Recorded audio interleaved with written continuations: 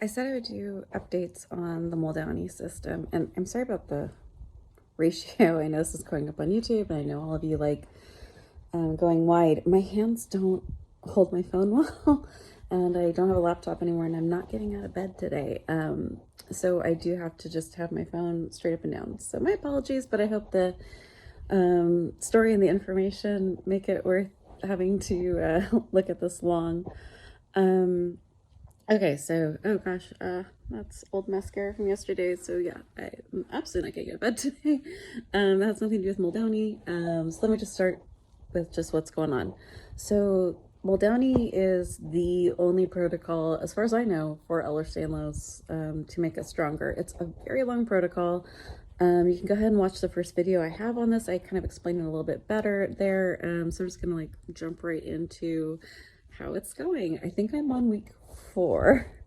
And the fascinating thing about protocols, especially when you're chronically ill, is it's not a progressive thing. You don't just keep going upwards and getting better and doing great. And this is a really big mental shift that has to happen, and it's very hard to deal with. Oddly, I'm also a writer, and so I'm reading Big Magic by Elizabeth Gilbert, and her whole point in that book is about that creativity is its own reward. No one's really thinking about you, so just do your thing and do it at the level you can do it. So oddly, the writing advice is really helping me deal with not having a linear progression with the Muldowney system. I was really proud of myself for like 3 weeks. It was really just progressive.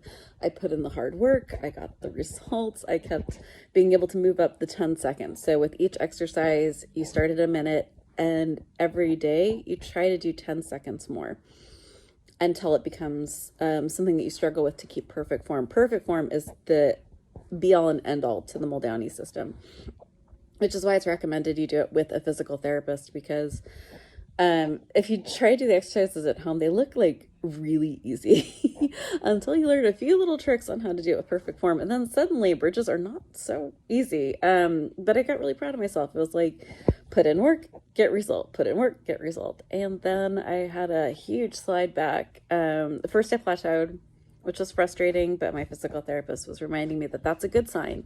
That means we got to a good place. But then I flared really badly, and had to step back. So I went from 3 minutes at level 2 down to 1 minute.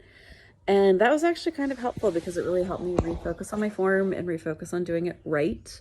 Because to do it for 1 minute is easier for me, with my lovely attention span. 1 minute is way easier than 3 for me. And then I flared again. And so now my physical therapist is telling me I might need to go back to the first stage, like we'd never done anything before. That's heartbreaking and frustrating. This is my 3rd time on this protocol. So I was kind of talking to my littlest about it, and my smallest is basically a 13-year-old, like a 45-year-old brilliant therapist in a 13-year-old body.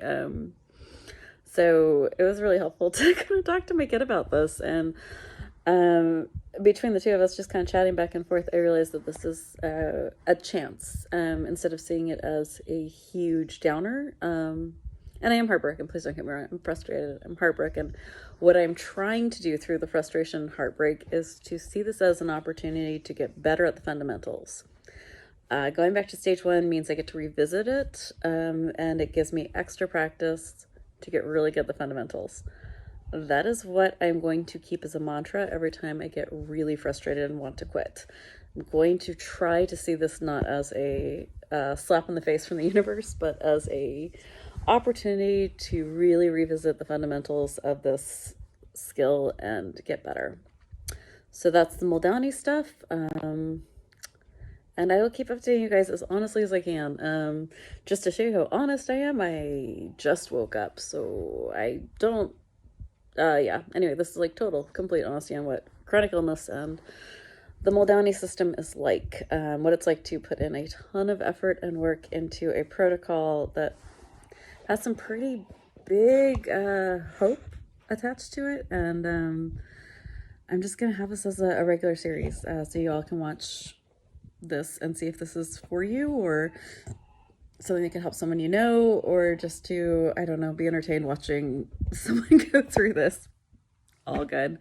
Happy Ehlers Danlos Awareness Month. If you are curious kind of about more of chronic illness, world, and life, I run a podcast called Explicitly Sick on the Invisible Not Broken Network. We are a chronic illness and disability podcast network. We have 4 awesome podcasters. Hopefully we're bringing a few more on soon. So please head on over to invisiblenotbroken.com and check us all out.